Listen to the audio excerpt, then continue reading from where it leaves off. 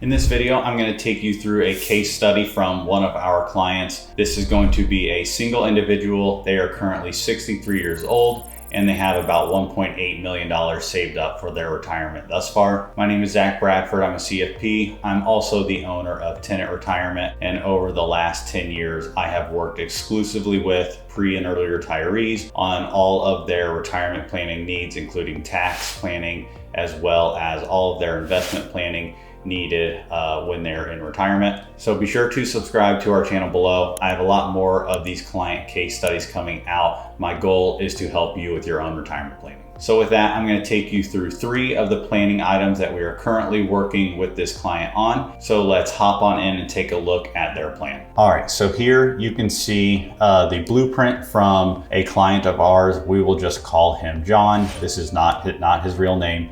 You can see currently age 63, a overall net worth of about 2.5 million. Of that 2.5 million, that breaks down to about 750,000 in the equity in his home. We have $45,000 in savings, another $45,000 sitting in checking. This amount he doesn't want to touch, just feels comfortable having that amount in checking. So we aren't utilizing that for any of our planning. You can also see he has $420,000 in just a general brokerage account, a little over $1 million in his traditional 401k, and just under $250,000 in his Roth IRA. Continuing on, just taking a quick look at his profile, he currently spends about $6,500 net per month. We are currently saving, again, in his traditional 401k, 15% of his salary, and he is getting a 4% match on his contributions. His current salary is about $135,000, and for Social Security at his full retirement age, which is 67, his estimated monthly benefit is $3,150 per month. Goals wise, he wants to retire at his age 65. He wants to spend $7,500 per month net of all taxes. We are also going to estimate what his Medicare is going to cost. This will be based on his adjusted gross income,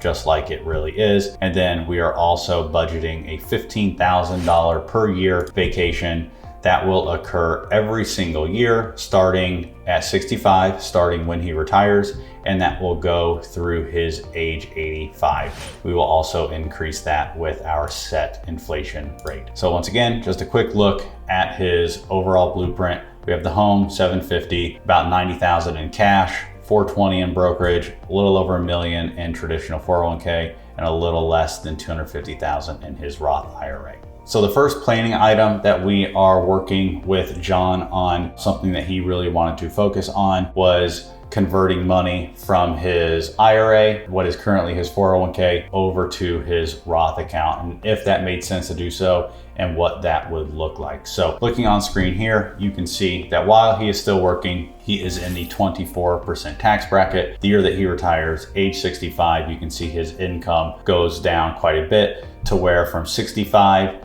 to 71, so about 6 years, he is going to be in that 10 to 12% tax bracket. And then at 72, he bumps up to the 22% tax bracket. The reason for this, I will get into in strategy number 2. But for right now, what we're going to look at is potentially converting some money from his IRA or his 401k currently that he has not paid taxes on, and instead moving that money into his Roth IRA into a tax-free account. All right, so what you can see here is going to be an estimate of what bracket he is going to be in from today all the way through the end of the plan. And these different colored lines are going to be the different tax brackets. So what we are looking at for John here is in any year where his income is projected to be in the 10 or 12% tax bracket, what if we go ahead and just convert any money to fully fill that 12% tax bracket? And so that is what you are seeing on screen here. That green is us projecting out,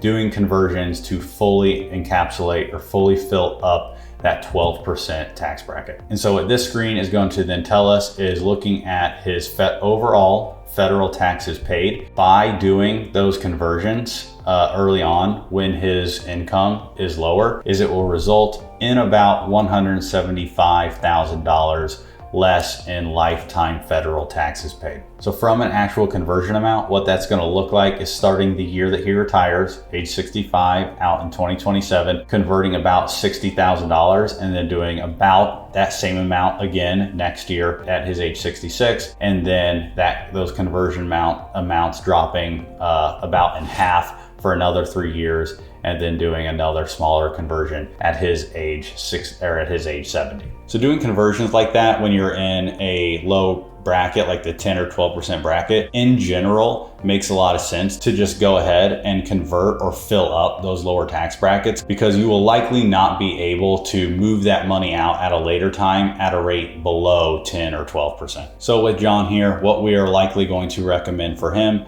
is that once he does retire and we are in those lower income brackets early on in retirement, to just go ahead and start moving some money from his IRA, 401k accounts that he has not paid taxes on, and go ahead and move that money over into a Roth account, into an account where we no longer have to pay any income taxes. The second strategy that we are working with John on is going to be the sequence in which he actually takes money out of his accounts early on in retirement. This one is sort of tied at the hip to the conversion strategy because they both complement each other.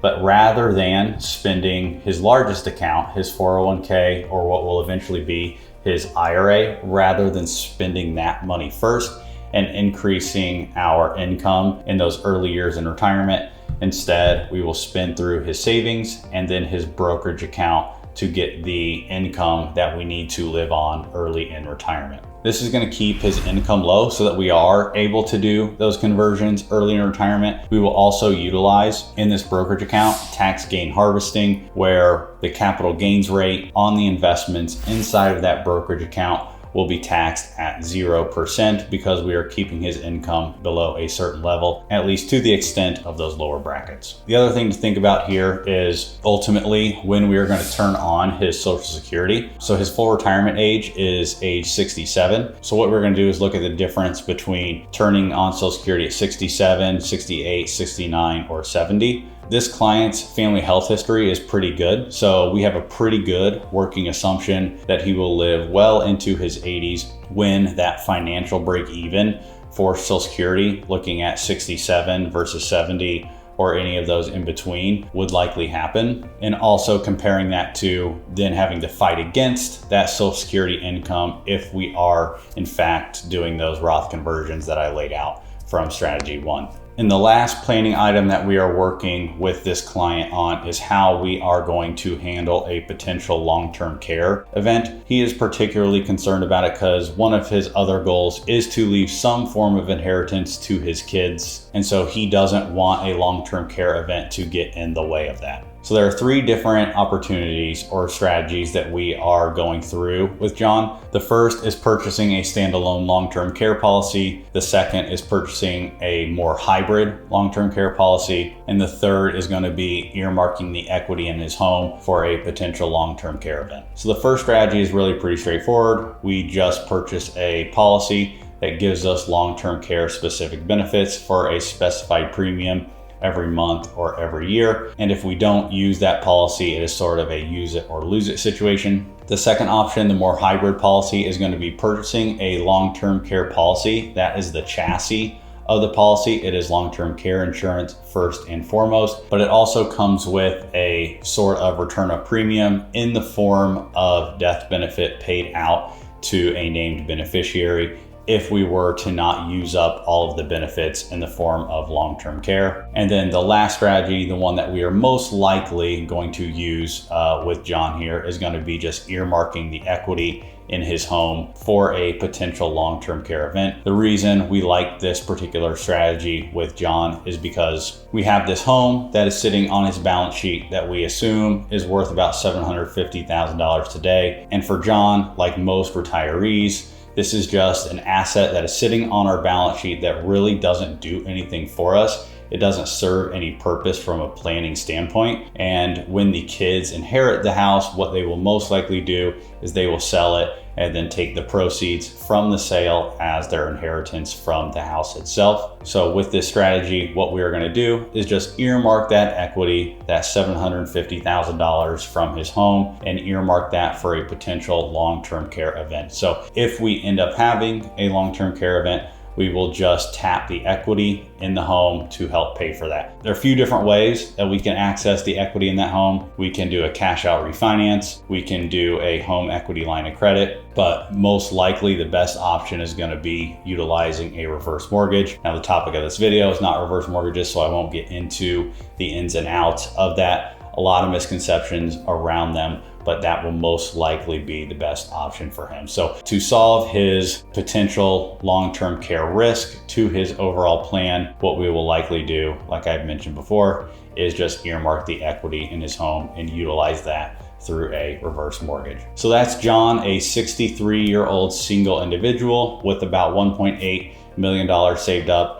And amongst many other things, 3 things that we are working through with him is if, when, and how much does it make sense to convert money he has not paid taxes on over to an account that will grow tax-free forever. Looking at the sequence in which we actually take money out of the different accounts that he has saved up. And then lastly, protecting his inheritance goal, the risk to that being long-term care, and how do we potentially solve that risk utilizing the equity in his home and coupled with that a reverse mortgage. So hopefully you found that helpful. Be sure to subscribe to our channel below. I have a ton more client case studies coming up that I think you will find helpful, as well as just general retirement education videos. So with that, I will see you in the next one.